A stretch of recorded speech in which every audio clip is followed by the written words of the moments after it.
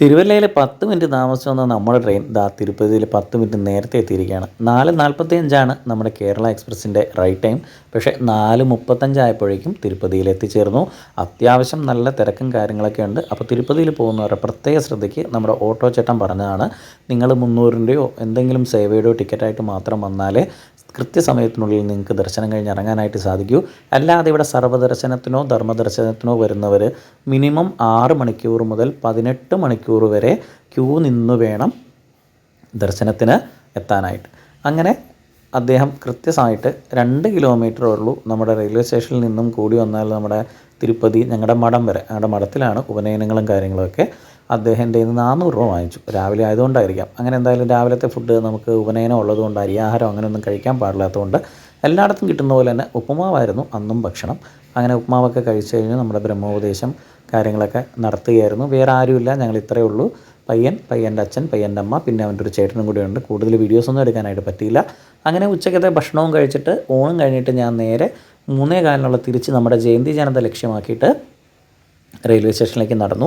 എന്നെ റെയിൽ ആപ്പും അതുപോലെ നമ്മുടെ റെയിൽവേയുടെ പുതിയ ആപ്പുണ്ടല്ലോ റെയിൽ വൺ, 2 ആപ്പുകളും എന്നെ പറ്റിച്ചു ഗെയ്സ്. 2ലും കാണിച്ചത് 2ലോ 3ലോ ആയിരിക്കും. 3ലെന്നാണ് പറഞ്ഞത്.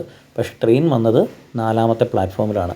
ഒരുപാട് വീമ്പ് പറയുന്ന റെയിൽ യാത്രയും അല്ലെങ്കിൽ റെയിൽ വൺ ആപ്പും. റെയിൽ യാത്രയിൽ പിന്നെ അവർ പറയുന്നുണ്ട് ചിലപ്പോൾ ഇത് മാറാം.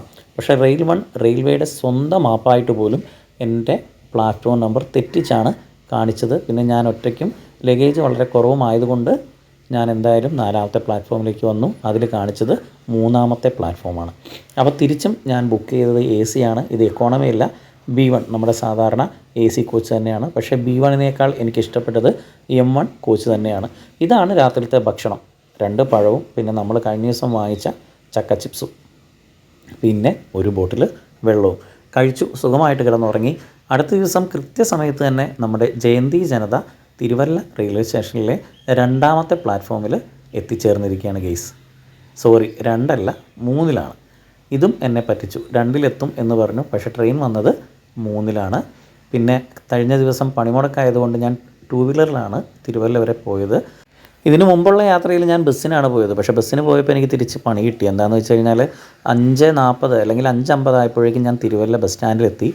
ഫസ്റ്റ് ബസ് മിസ്സായതാണോന്നൊന്നും എനിക്കറിയില്ല. പിന്നീട് എനിക്ക് ബസ് കിട്ടിയത് 1 മണിക്കൂർ ശേഷം, അതായത് 6:50-നാണ്. ആ ബസ് അമ്പലപ്പുഴ എത്തി. പിന്നെ അവിടെ നിന്ന് അടുത്ത ബസ് കയറി പുറക്കാട് വീട്ടിലെത്തിയപ്പോഴേക്കും 8:30 അതുകൊണ്ട് ഇത്തവണ അബദ്ധം വേണ്ട എന്ന് വിചാരിച്ചുകൊണ്ടും പിന്നെ ഈ പണിമുടക്കിന് വേറെ വഴിയില്ലാത്തത് കൊണ്ടും ഞാൻ 2 വീലറിൽ തന്നെയാണ് പോയത്.